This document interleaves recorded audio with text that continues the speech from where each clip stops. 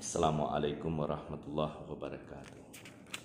Alhamdulillahirabbil alamin.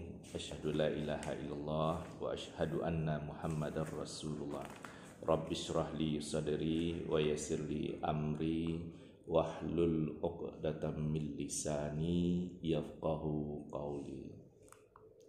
Pendengar yang berbahagia, sekarang kita berada di tanggal 27 Rajab 1442 Hijriah.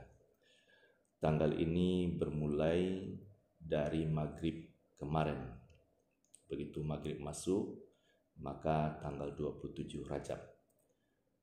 Tanggal 27 Rajab ini berakhir maghrib nanti. Karena penanggalan Hijriah itu dari maghrib ke maghrib. Duluan malam baru siang. Jadi tanggal itu dimulai dari maghrib dan berakhir maghrib besoknya gitu. Seperti sebentar lagi memasuki bulan suci Ramadan, dahulu tarawih baru puasa. Artinya hitungannya itu dihitung dari malam baru sampai diakhiri pula dengan siang. 27 Rajab terkenal dengan Hari Libur Nasional untuk Indonesia. Ini adalah suatu penghargaan yang luar biasa. Di Indonesia nilai agama diutamakan sesuai dengan dasar negara kita Pancasila, yakni ketuhanan yang Maha Esa. Kajian Isra Mi'raj ini adalah betul-betul muatan akidah yang mencerahkan, yang betul-betul menggugah jiwa, rasa dan karsa kita bahwa Allah Maha Suci, Maha Perkasa, Maha Bijaksana.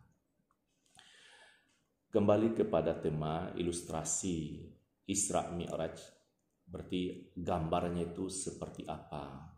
Ya, tak seorang pun lah yang bisa menggambarkan secara full, secara fisiknya bagaimana.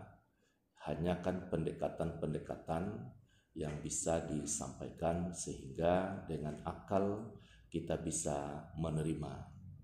Akal yang diselimuti oleh iman. Sebab kalau hanya akal standar kemanusiaan sebagai makhluk, Isra Mi'raj memang amat sulit untuk diterima. Firman Allah surat Bani Israil ayat 1, A'udzubillahi minasyaitonirrajim. Subhanalladzi asra bi'abdihi lailam minal masjidil harami ilal masjidil aqsa alladzi barakna haulahu linuriyahu min ayatina innahu huwas sami'ul basir. Dikatakan, Maha Suci Allah yang telah memperjalankan hambanya, yakni Muhammad, pada malam hari dari Masjidil Haram ke Masjidil Aqsa yang telah kami berkahi sekelilingnya agar kami perlihatkan kepadanya sebagian tanda-tanda kebesaran kami. Sesungguhnya dialah yang maha mendengar, maha melihat. Satu ayat ini informasinya sangat padat. Diawali Maha Suci Allah. Sebelum Isra Mi'raj, gambarannya seperti apa yang terjadi? Ya, luar biasa. Isra Mi'raj tidak hadir begitu saja kepada Nabi SAW, tapi pendahuluannya luar biasa hebat. Dakwah pertama Rasulullah itu dengan sembunyi-sembunyi di rumah Arkam bin Arkam. Tapi pengkajian yang sembunyi-sembunyi itu luar biasa. Di antaranya melahirkan Mus'ab.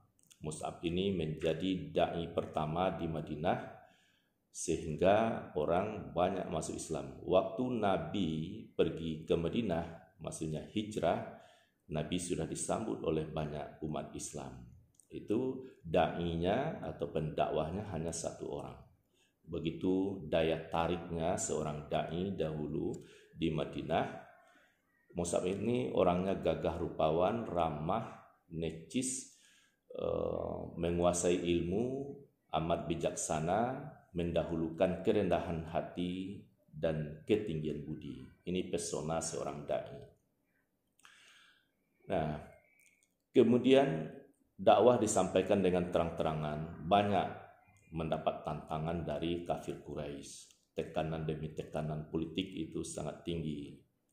Lalu sampailah diputuskan hubungan, bagaimana hubungan dagang yang berkaitan dengan perekonomian diputuskan, sampailah Khadijah menjadi tidak sekaya sebelumnya, malah disebut habislah semua harta kekayaannya itu. Ia sakit.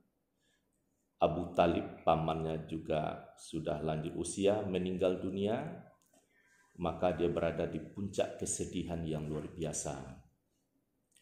Karena Abu Talib sudah meninggal, orang bersilantas angan melakukan tindakan fisik dalam bentuk penganiayaan kepada Rasulullah. Di antaranya waktu Nabi sedang salat itu dilumuri dengan pasir, sehingga Fatimah anandanya Rasulullah menangis, beginilah nasib ayahku setelah ibu meninggal, setelah pamannya Abu Talib meninggal. Dalam kesedihan tersebut, kemana langkah hendak diarahkan untuk berdakwah? Pergilah dia ke Taif yang cukup jauh, kalau sekarang dengan bus itu bisa 1,5 jam atau mendekati 2 jam. Nah, dulunya jalan kaki, tidak pakai onta. Kalau dia pakai onta pasti dihalangi. Dengan Zaid bin Thabit, anak angkatnya, dia pergi ke Taif, daerah yang subur, keterampilan atau kerajinan tangan sudah berkembang di sana, tapi kehidupan memang bergelimang harta, tapi juga dosa seperti perzinaan, rentenir atau riba, bahkan juga memproduksi minuman keras. Dia pergi ke sana, ke daerah yang amat subur itu. Apa yang terjadi setelah dihubungi petinggi-petingginya, dia diusir dengan cara yang kejam, yakni menyuruh anak-anak menghalangi untuk bersorak-sorai sambil melempari dengan batu, bukan lemparan ringan, tapi sampai membuat Nabi berdarah-darah. Termasuk Zaid bin Harithah itu juga berdarah-darah karena melindungi Rasulullah dari lemparan. Sampailah dia dalam keadaan lelah, sakit, lapar, istirahat di pohon kayu, kebun di sana. Dia bersihkan kakinya, badan-badan yang kena darah itu. Ternyata ada yang mengintip, mengamati dari kejauhan pemilik kebun. Dan dia merasa hibah, disuruhlah suruhannya, maksudnya tenaga kerja dia yang menjaga kebun, seorang pemuda dari Irak, namanya Adas, disuruh memberikan makanan. Tatkala Nabi mau memakan, dia baca Bismillah. Tercenganglah Adas, bacaanmu sangat indah. Lalu Rasulullah bertanya, Anda dari mana? Saya dari Irak sana. Oh, itu kan kampungnya Yunus. Dia kaget, Anda mengapa tahu kampung Yunus? Yunus itu kan Nabi, saya juga Nabi. Mendengar Nabi di depannya, Adas ini, dia langsung memeluk Rasulullah dan bersahadat. Terobat jugalah hatinya Rasulullah, ada yang masuk Islam. Kemudian kembali ke Mekah dalam suasana yang mencekam, langkahnya selalu terhalang. Dikisahkan ada 2 versi. Pertama disebut dia sedang tidur di Hijr. Jadi bahagian dari Ka'bah itu ada Hijr di malam hari. Ada juga versi yang lain, Ummu Hani, tidurnya Rasulullah di rumahnya. Tapi ini bisa digabung, bisa saja awalnya tidur di rumah Ummu Hani, terus pindah ke sisi Ka'bah, maka malam itu Allah perjalankan dari titik pertama, yakni Masjidil Haram, menuju titik kedua, yakni Masjidil Aqsa. Malam, tapi Rasulullah melihat dengan mata hatinya secara menyeluruh, terang benderang, banyak yang diamati dalam perjalanan tersebut. Selesai acara di Masjidil Aqsa, yakni salat, mendapat hidangan minuman, terus dinaikkan ke langit pertama, kedua, sampai ketujuh. Banyak kisah yang dilalui. Bertemu pula pada langit ketujuh itu dengan Nabi Ibrahim. Dia lihat kok mirip sekali Ibrahim dengan dia. Kenapa dia bisa tahu? Karena Rasulullah sering bercermin melalui air. Jadi Rasulullah itu rambutnya agak panjang, merapikan diri, itu di hadapan bejana yang diisi air. Karena cermin waktu itu belum ada. Jadi begitu dia melihat Ibrahim alaihissalam, mirip. Jadi di antara nabi-nabi yang dia temui itu, yang paling mirip dengan dia adalah Ibrahim alaihissalam. Sampai dia dibawa ke surga. Dalam buku kehidupan Nabi besar Sallallahu Alaihi Wasallam yang ditulis oleh Al-Hamid Al-Husain, di surga itu bertemu dengan seorang wanita, disebut dia hitam manis. Ditanya oleh Rasulullah, "Anda istri siapa?" Maka perempuan tadi menjawab, "Istri dari Zaid bin Harisah." Nah, inilah yang disampaikan kemudian ke Zaid bin Harisah, anak angkatnya Rasulullah itu. Ternyata dia masuk surga, bahwa istrinya sudah Allah sediakan ada di surga. Nah, selesai tugasnya sebagai Rasul yang dipanggil ke masjid Sidratul Muntaha, melampaui langit ketujuh itu, bertemu dengan Allah sangat dekat. Tentu pertemuan ini jangan dibayangkan pertemuan secara fisik ya. Tentu bagaimana dekatnya, ini adalah suatu kekhususan buat Rasulullah. Sebenarnya Allah selalu dekat kepada semua hambanya. Tapi untuk menjemput perintah salat 5 waktu itu, Rasul dipanggil sampai ke Sidratul Muntaha. Nah, setelah banyak yang dia lihat, pesan-pesan, pelajaran-pelajaran, tamsilan-tamsilan dalam Isra dan Mi'raj itu, Nabi ya turun ke bumi sebelum matahari terbit. Nabi sudah berada di Masjidil Haram. Kembali ke titik pertama. Dan disitulah dia menyampaikan kepada umat dan banyak tantangan.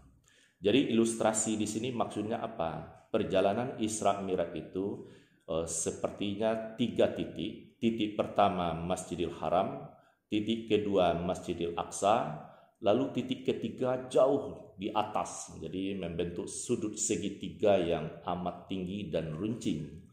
Tapi sekali lagi ini hanya pendekatan ilustrasi bagaimana sesungguhnya, tentu Allah dan Rasulullah yang mengetahui. Kita hanya coba memahami pendekatan.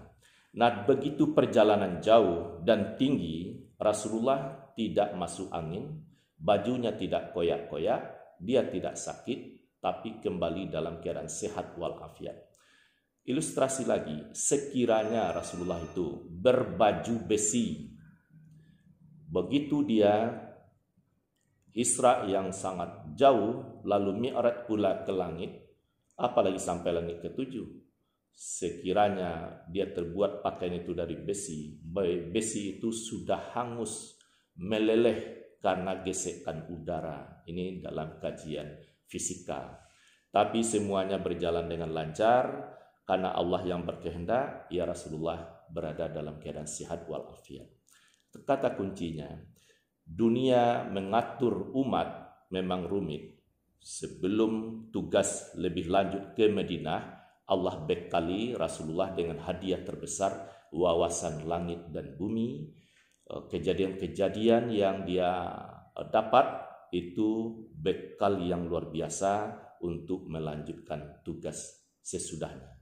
Inilah sebagai ilustrasi, mudah-mudahan bisa diperdalam dengan bacaan-bacaan dan bahasan-bahasan guru-guru kita selanjutnya.